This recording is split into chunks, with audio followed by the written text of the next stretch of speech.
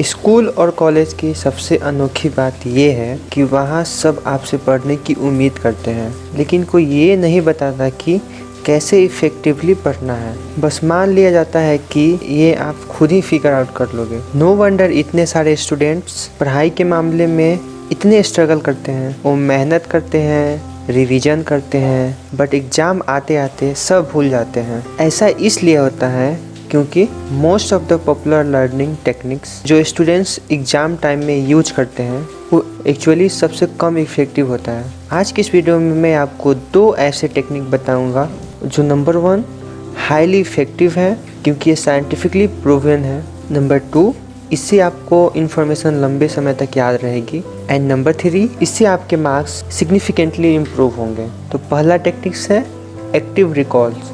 इसे समझने के लिए लेट्स अंडरस्टैंड दिस। मेरा आपसे एक सिंपल सवाल है, क्या आप 100 रुपये के नोट को बिना देखे ड्रॉ कर सकते हो? शायद नहीं। दिस सोच कि सिर्फ रीडिंग या रेपिटेशन से चीज़ें याद नहीं होती। मेजॉरिटी स्टूडेंट्स क्या गलती करते हैं? आप क्लासरूम में बैठते हो, इन्फॉर्मेशन सुनते हो, फिर घर जाते हो, बुक रीड करते हो, करते रहते हो जब तक कि आपको वो इन्फॉर्मेशन याद ना हो जाए। ये पैसिव लर्निंग है, यानी आप नॉलेज को बिना किसी एफर्ट के एक्वायर कर रहे हो। यही आपकी सबसे बड़ी गलती है। एक्टिव रिकॉल में आप इंफॉर्मेशन को रीड करने के बाद अपनी अंडरस्टैंडिंग को टेस्ट करते हो, यानी आप उस इंफॉर्मेशन को अपनी मेमोरी से रिकॉल करते हो कि इस पर्टिकुलर पैराग्राफ या टॉपिक से मुझे क्या सीखने को मिला।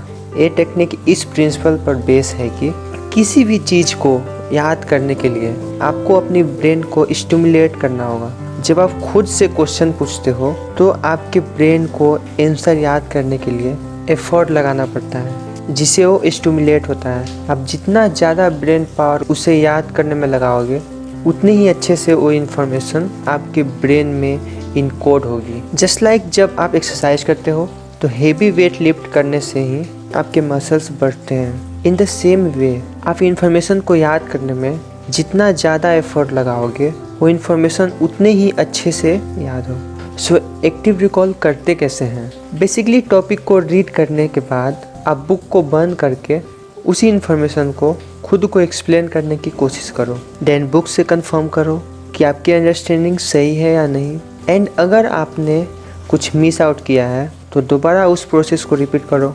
नाउ अगर इन्फॉर्मेशन बहुत कॉम्प्लिकेटेड हो तो आप बुक की हेल्प के बगैर अपनी मेमोरी से फ्लो चार्ट या माइंड मैप बनाने की कोशिश करो, जिससे कि आप उस इन्फॉर्मेशन को एक पिक्चर फॉर्मेट में याद रख सको। जब आप माइंड मैप बनाते हो तो वो एक पजल की तरह बन जाता है, क्योंकि मोस्टली बहुत सारे पॉइंट इंटरलिंकिंग होते हैं। तो अगर आप कुछ भी मिस आउट करते हो तो इंटरकनेक्टेड लिंक से आप उसे रिकॉल कर सकते हो। एक और चीज़ जो एक्टिव रिकॉल का बेस्ट ऑप्शन है वो है previous year question papers and mock test paper. You will be surprise कि इसे आपकी मेमोरी की कितनी अच्छी एक्सरसाइज होती है।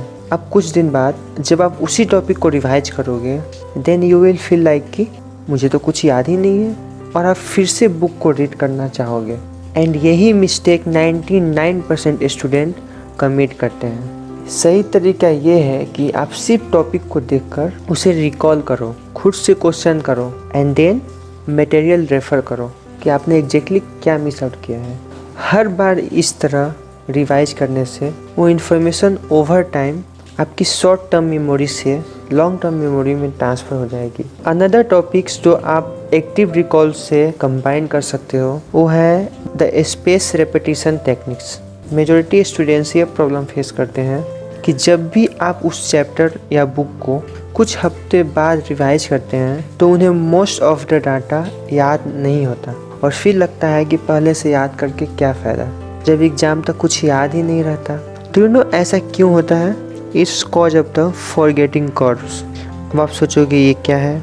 वेल, ये वो थ्योरी है जो कहती है कि विच टाइम हमारा ब्रेन किसी भी इंफॉर्मेशन को हाई रेट से भूलता है, यानी ओवर टाइम मेमोरी फेड होती जाती है।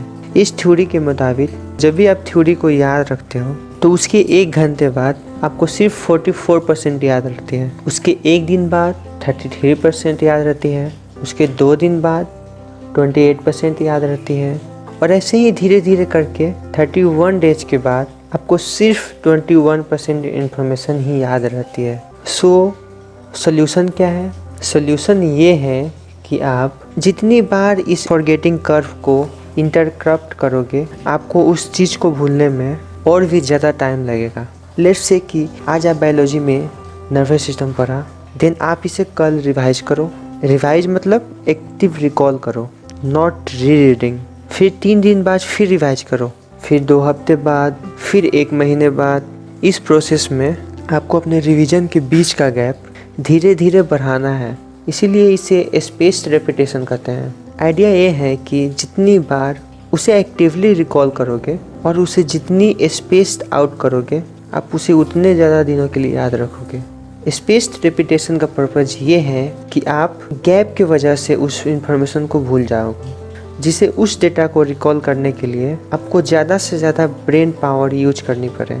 एंड सो इस एक्सरसाइज से वो इन्फॉर्मेशन आपके दिमाग में अच्छे से कंसोलिडेट होती है।